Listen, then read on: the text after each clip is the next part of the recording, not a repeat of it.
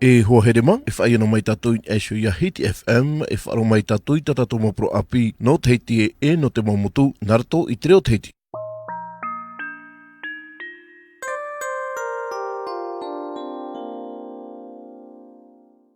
Tra hoere mai orana whahua tātou i tō tātou farerei whahuru ai te mhana api i te mei ti unei a tātou i te whenua no Huahine nei i te tua amatain a no maeva i esho te motu i roto i te tei faaapu mereni o te paho ai te mhana nei tā tātou i e uiui regi tātou faaapu e i tōna mamana o hatoa e tōna to i o Yorana Yorana tā tō tātou farerei ai te mhana e uaura Papa ATAE Fouche e tō tōro a faaapu hoai.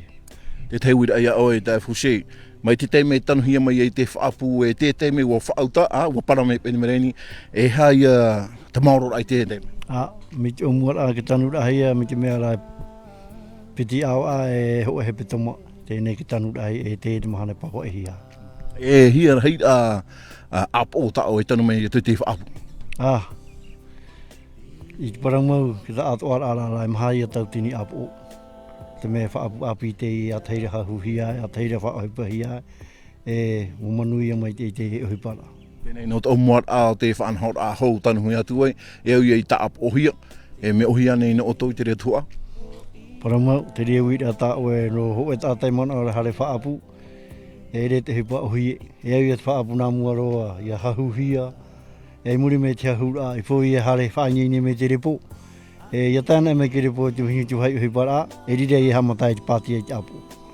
E muri mai te pāti ara, e rire hamatai e ke tito. Tito te wari roto i te mo apu. Hou te hei mereni hare te roto. Tēnei no te tanura ai te i e huero mereni menahi a ta o tō whaanhaura. Hou hare tu te apu. E piti huru whaanhaura, te wera whaanhaura te tau, me tupe roto i te rame porahei arweal, te ramo apu ori huhua. Ke tumu tu uhi ai roto i te ramo arweal, i hapa i te iore i amu. Te rā whaanhaura mātā mua, me tanu no roto i te apu. Te tei teime e amu hi hapa i te iore. Te ria i te me whiwhi māua no i ke teime. E tu rā o roto i te ramo a whatari in einek arweal, tu weu ni te papa, te ria i te pumai mi te pe mahatau tini hui tau he apata, me papu mai te aike apu o e mairi. Te ria tanura aha mai o tō te ria pa i te ona i ehei o tō ehei hapeta mā te ria mau huero tanu ahi e retu te ria mau whāri i e houhare tu e te repo. I teime o he apata i roto i te arweal, te ono i o e horu mapiti mahana, manen he o e tātare tu roto i te apo o ta o e whainene. E tēnei te i e mau apo o repo ta o tō i whainene mei no te houpa i te tanura, te verati te mo whaanhora ta o tō e hou tanuhi atu ai. Tu o tō e taraau ane, o rakatu tāmo ane, menahai me whainene te hoi a te i e mo apo. Whainene pauru hoai, te rai e tito o te awhare o ti, tu mātu tāmo ai ti. Huru i hamai te wari ne heo kamasei, hare nā tu tōna a, e tano ne tu tāmo, tupu mai te me. Nā tu tāmo e tūra ia. Nā tarai e tu tāmo e tūra ia. E ne parau e mai te eit o tarai te tu tāmo. Mai te eit heiro ia te tauturu to hoa ia, tō tātou to hoa ea, te ria mau mea. Te mea me pūe ki tātai whaidi te parau te bio, te e ki te mārau e te whiruri hia, i ha tātou i hare rei wahau ni te raa. Te mei ua hare te i e hi atura te mei paho ino ara o tō i te i e whaapu mereni.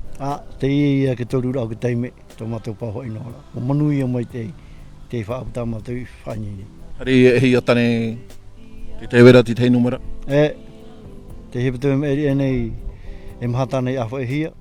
Nōna au te i e horu mātoru pahi atane ke rai whainini hi are awha inu i te pahi. E ne parau manui a mai te i te hepa? Manui a mai te. I te parau i rana oe i te whea api? Ai ta, nā muara hoa ia, a maruru hoa i tō tātou atua no te mea. Te atua i muaro. Tēnā ora hoi parau e i ore o i hau hoi patu pare. Patu rā whauwha ore tātou whea patu. Nori rā, mea reru e maura e hipata i rawe mei, i whauhoi rawe e hipano ki tau turu no te mea. Te paari to ora ki tāta, e tato oe pūe mi te o ahau mi te whimi te teime te api no ara o. Maruru mai te ATAE Fouche te momanao. Maruru mai te tō tātou farerei rā. Te vea, te mau pro api, ini ia Hiti FM.